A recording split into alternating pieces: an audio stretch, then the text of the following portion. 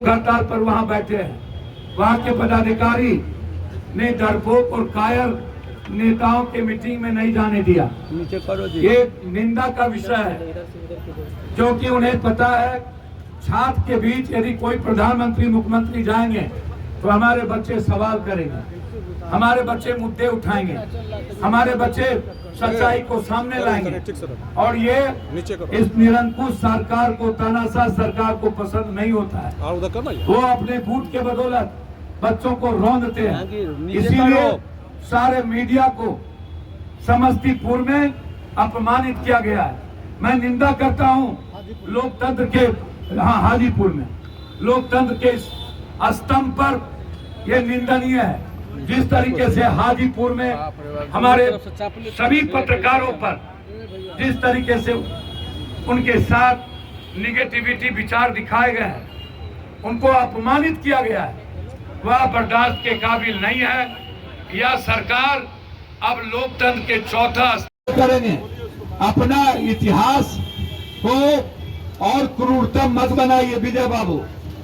आप लोगों से हम लोग बहुत लड़े हैं। आप भी पहले कांग्रेसी थे, आपके खून में भी कांग्रेस का खून है। आज भले आप बदल गए सत्ता के लिए, लेकिन कांग्रेस ने ही आपको उस लायक बनाया था और आज आप रंग में रंग गए हैं। मेरा आग्रह है, इस बच्चे के माँ बाप के दर्द को, उस इलाके के दर्द को समझिए।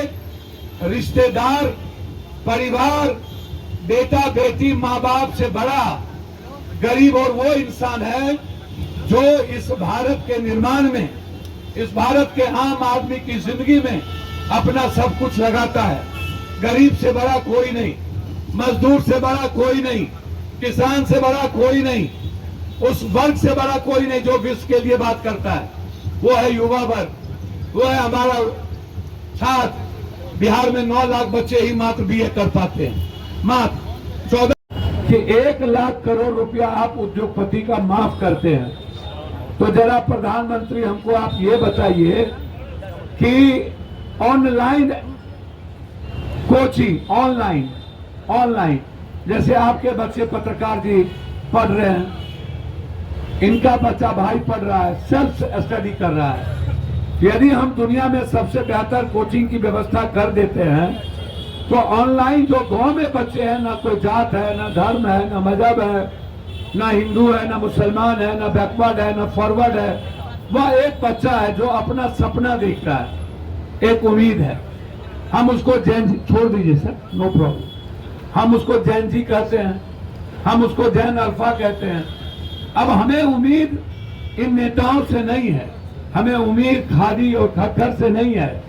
ये दोनों जहर हो चुके, पॉल्यूट हो गए, खादी भी और खद्दर भी, दोनों। ये दोनों इस हिंदुस्तान के 154 करोड़ लोगों के लिए नहीं है।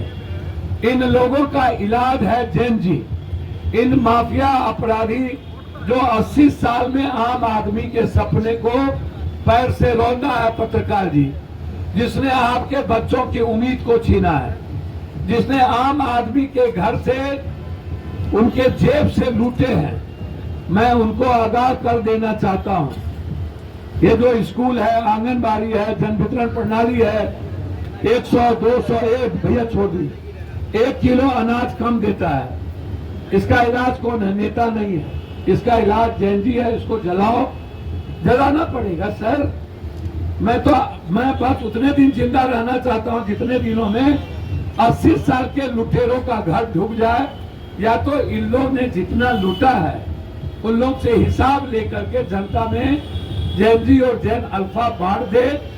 और मुझे इस देश के सिस्टम, इस देश के नेता और इस देश की व्यवस्था पर कोई भरोसा। मैं सकून में हूं। हिंदुस्तान में आज जो राज चल रहा है वो मुगल, अंग्रेज और ईस्ट इंडिया कंपनी से बड़ा खतरनाक, जितना अंग्रेज का हुकूमत था उससे बड़ा हुकूमत आज लगातार आम आदमी की जिंदगी को खत्म करना, उसके मानसिक आर्थिक रूप से उसको गुलाम बना देना, उसको जीने की आजादी नहीं देना, उसको लड़ने की आजादी नहीं देना, उसके मन को जहर कर देना, जाति के आधार पर, भगवान के आधार पर, हिंदू मुसलमान के आधार पर। पहली बार लाखों करोड़ों तोप ने हमारे बच्चों के सीने को, जब हमारी बेटी के इंटरनल पार्ट पर मारा गया, हमारी बच्ची से जात पूछा गया, बस में कपड़े खोले गए, नंगे किए गए, बेटी ने क्या कहा कि हमारे इंटरनल पार्ट में लाठी प्रवेश किया। डीसीपी ने क्या बोला?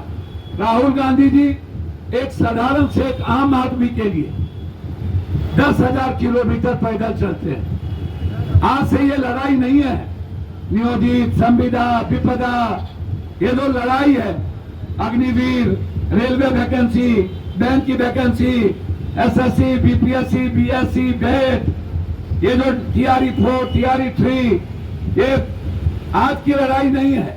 ये लड़ाई हम लोग कई बार लाठी खा के जेल जा चुके। हम दिल्ली में हम लोगों ने गोली खाने